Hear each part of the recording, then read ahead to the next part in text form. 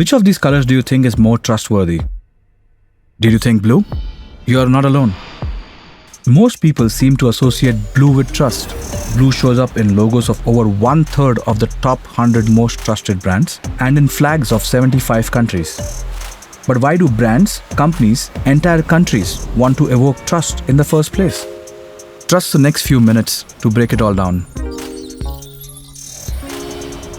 Interpersonal trust is a belief in the honesty, integrity, and reliability of people. It's a magic grease that oils the gears of the economy.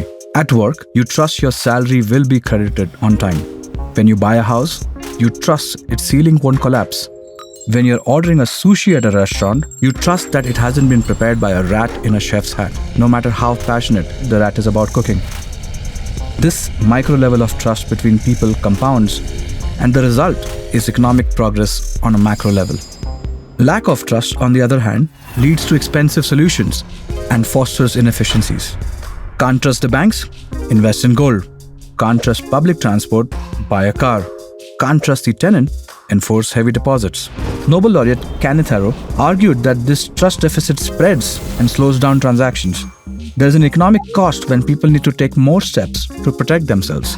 So what happens when a country does enable a culture of trust? In Norway and Denmark, parents leave their babies alone in strollers to nap in the backyards, parks, and even outside bars. These Scandinavian countries have reliable policies to cope with challenges, plus a small, highly educated, and relatively homogeneous population. As a result, they are high-trust societies.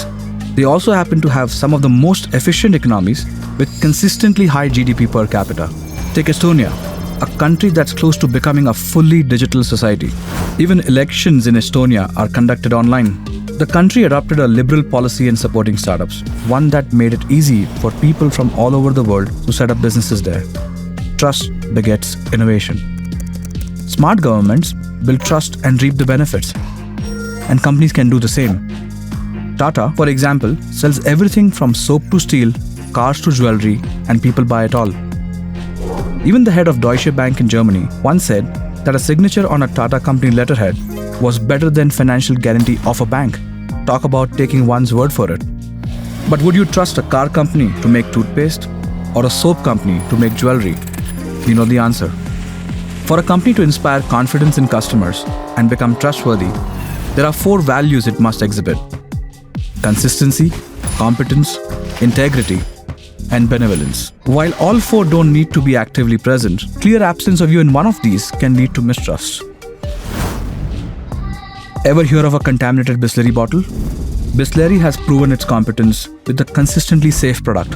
Millions of people place trust in it. The Bisleri seal has come to stand for safe and clean water. The Tata Group, a company with solid reputation of 100+ years, has stuck to its ethics even when its competition didn't.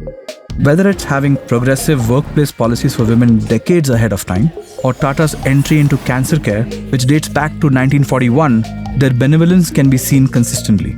Today, Tata has become synonymous with the 4 pillars of trust.